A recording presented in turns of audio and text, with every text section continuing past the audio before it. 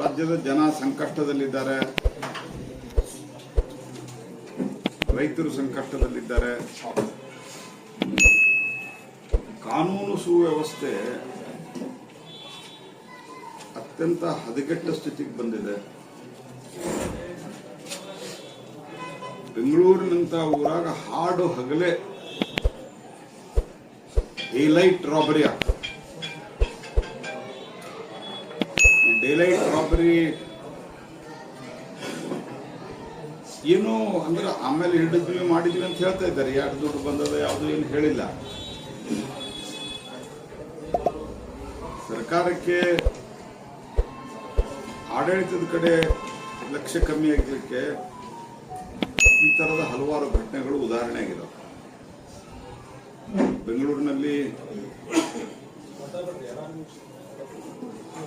Daylight robbery ಮಾಡ್ತಾರೆ. ಆರಾಮಾಗಿ ತಗೊಂಡೋಗ್ತಾರೆ. ಏನು ಮನೆಯಾಗಿಂದ ಅವ್ರದ ಮನೆಯೊಳಗೆ ಹೋಗಿ ಅವರ ಏನೋ ತಗೊಂಡು ಹೋಗಿ ಮಾರ್ಕೆಟ್ನಾಗ ಖರೀದಿ ಮಾಡ್ಕೊಂಡು ಬರ್ತಾರಲ್ಲ, ಆ ರೀತಿ ಅಂದ್ರೆ ಟೋಟಲಿ ಫೇಲ್ಡ್.